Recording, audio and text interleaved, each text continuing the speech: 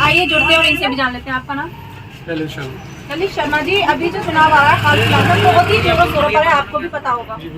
तो आपका मतलब क्या मानना है कि इस बार कौन जनता के बीच में खास ट्रेंड क्या है? देखिए, एक तो पॉसिबिलिटी पूरी है कि आप देख सकते हैं अभी इलेक्शंस हुए हैं राजस्थान में, तो आप देख सकते हैं कितनी पॉसिबिलिटीज बीजेपी की बढ़ी हुई है।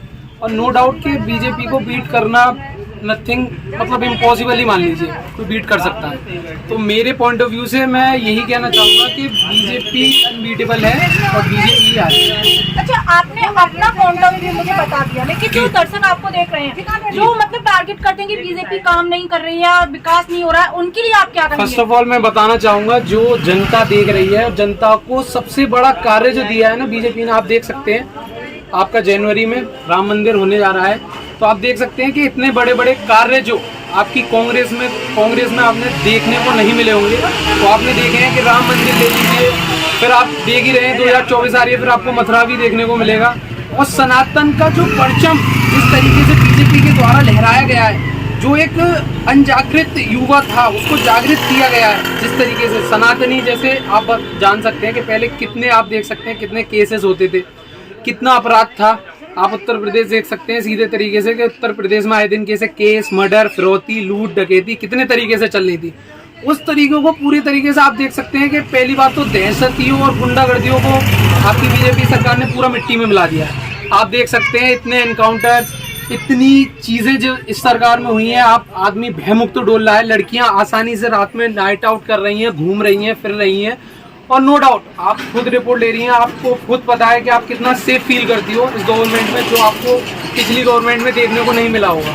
तो नो डाउट जनता भी ये चीज़ जानती है बहुत अच्छे से कि बीजेपी जो कार्य कर रही है, वेल नो डाउट बहुत अच्छा कार्य कर रही है। और देखते रहिए धीरे धीरे third largest country of India बनने वाली है हमारी, और क्या चाहिए, और इससे ज़्यादा क्या अपेक्षा करोगे। आप धीरे धीरे दे सकते हैं, एक दिन ये देश नंबर 1 भी बनेगा बस। अच्छा, जिस तरीके से आपने मुझे यहाँ पे मोदी जी के और बीजेपी के कार्यों को बता दिया, लेकिन हम बात करते हैं अतरौली की।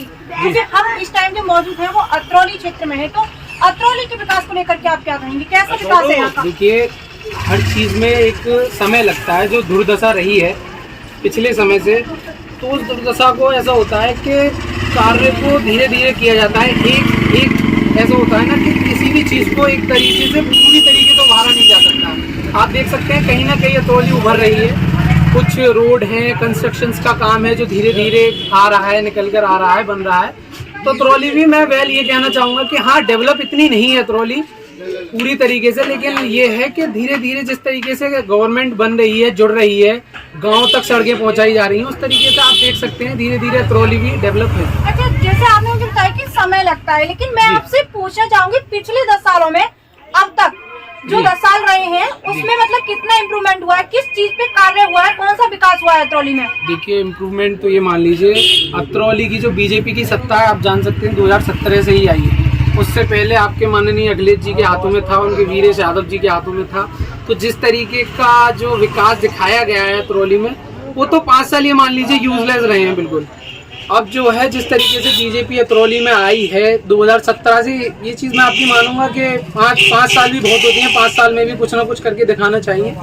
तो आप देख सकते हैं 5 सालों में भी कहीं ना कहीं ऐसे काम हुए हैं जो अभी तक आप लोगों की नज़रों में हाईलाइट नहीं हुए हैं, या गवर्नमेंट उस तरीके से उन कार्यों को, जो कार्य हुए उनको हाईलाइट नहीं कर पाई है, या लोग नहीं समझ पा रहे हैं। लेकिन कार्य, बहुत सारे ऐसे कार्य भी हुए हैं जो हाईलाइट हुए हैं।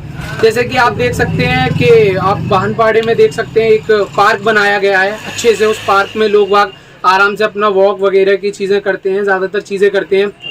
कुछ रोडों के भी काम ऐसे हुए हैं जो पास हुए हैं, और होपफुली आप देखेंगे जल्दी से जल्दी आपके सामने आएंगे, और धीरे धीरे आप देख सकते हैं कि अतरौली भी डेवलप होगा। और सबसे बड़ी बात, क्राइम, आप क्राइम रेट अतरौली का देख सकते हैं, क्राइम रेट बिल्कुल ना के बराबर मान लीजिए, ना कोई दंगा ज़्यादा आपको यहाँ पे सुनने को मिलता है। आप देख सकते हैं जगह जगह पर दंगे हो जाते हैं, लेकिन अतरौली में आप क्राइम रेट देख सकते हैं किस तरीके से सब चीज़ व्यवस्थित रख रखी है।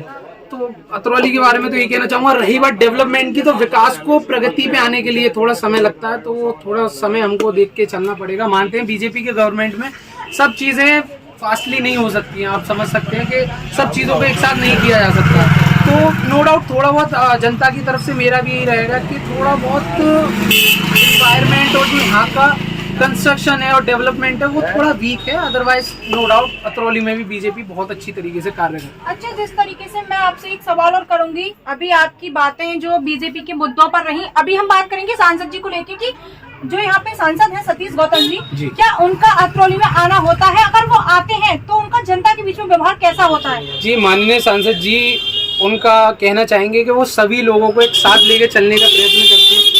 उनकी तकनीकी और बात करने का व्यवहार व तरीका और लोगों को जोड़ने का तरीका, वो बहुत ही अच्छी तरीके से लोगों को प्रभावित करना जानते हैं अपनी तरीके से, और नो डाउट वो एक अच्छे लीडर भी हैं। जिस तरीके से ना कभी उन्होंने नीची जाति में ना ऊंची जाति में कभी कोई भेदभाव नहीं किया, सभी को साथ लेके चले। जब भी वो आते हैं, बैठक करते हैं, तो वो आप मान लीजिए हमेशा उनकी विकास की बातें रहती हैं और कार्य प्रगति की बात रहती है, युवा को आगे बढ़ाने की बात रहती है। आप हमें आगे युवा देख सकते हैं कि जब भी युवा के ऊपर या लोग बागों के ऊपर कोई भी बात आती है तो हमारे माननीय सतीश गौतम जी, हमारे MP, हमारे आगे सबसे पहले समक्ष हमारे खड़े पाते हैं। और बहुत बार आप देख भी चुके हैं कि काफ़ी टाइम से वो हर बार दौरे पर भी आते हैं अतरौली पे, लोगों की राय मशवरा लेते हैं, लोगों को जानते हैं, मीटिंग्स करते हैं और बहुत सारी चीज़ें हैं, जैसे काम भी बहुत कराए हैं उन्होंने, तो नो डाउट। अच्छा, जैसे आपने मुझे बताया कि वो जनता के बीच में बैठते हैं और युवाओं से और सबसे विकास की बात करते हैं, तो उसी तरीके से कि जैसे आपके यहाँ पे युवा हैं जी, और अभी बहुत सारा शिक्षा का माहौल होता है, लोग कहते हैं कि मतलब वैकेंसी नहीं निकली है और हम लोग अशिक्षित हो रहे हैं, शिक्षित होने के बाद भी अशिक्षित हैं। देखिए, आप क्या कहेंगे? सबसे पहले आपको ये देखना पड़ेगा शिक्षित कौन है। जो खुद नकल से 12th इंटर पास कर रहे हैं वो अपने आप को शिक्षित बोल रहे हैं और उनको नौकरियां चाहिए। नौकरी की कोई कमी नहीं है। बीजेपी गवर्नमेंट ये कहना चाहती है कि हम आपको हवाला नहीं देते हैं, ये कि आप पैसे भरिए, पढ़ लीजिए जैसा पढ़ना चाह रहे हैं, फिर उसके बाद आप घूसखोरी करिए, पैसे भरिए और नौकरी लगा लीजिए। तो बीजेपी गवर्नमेंट सिर्फ एबिलिटी देखती है। आप में एबिलिटी है तो नौकरियां हैं, आप देखिए, पढ़ाई करिए और समय समय पे नौकरियां भी निकलती हैं। अगर आप एबल्ड होंगे तो आपको नौकरी बिल्कुल मिलेगी।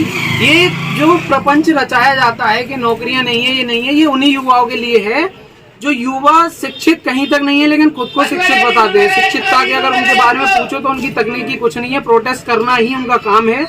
और ये मान लीजिए कि सिर्फ एक पार्टीवादी चलती है यहाँ पे कि अभी बीजेपी चल रही है तो वो अपोजिट पार्टी के हैं, तो अपनी पार्टी को बढ़ावा देने के लिए वो ये वाली बातें करते हैं कि नौकरियां नहीं है, ये नहीं है। शिक्षित युवा के पास नौकरी है, जो वाकई में पढ़ा लिखा है, जिसको पढ़ाई का सर्वाधिक ज्ञान है, उसके पास नौकरी है। और पहली बात, पढ़ा लिखा जो इंसान होगा, शिक्षित होगा, वो गवर्नमेंट के पीछे क्यों भागेगा? जब उसको नॉलेज होगी तो बहुत सारी चीज़ें हैं। आदमी के दिमाग में ये चीज़ बन चुकी है कि गवर्नमेंट नौकरी जो है वही है सब कुछ है। एक शिक्षित युवा है तो वो अच्छा बिजनेस स्टार्टअप कर रहा है, अपना अच्छी कंपनी में है, कंपनी को आगे बढ़ा रहा है। मैं आपसे जानना चाहूँगी, आप कारोबार के बारे में क्या कहना चाहेंगे? बीजेपी सरकार का कारोबार कैसे चल रहा है? जी, कारोबार का मैं बता दूं, कारोबार काफ़ी ठीक चल रहे हैं।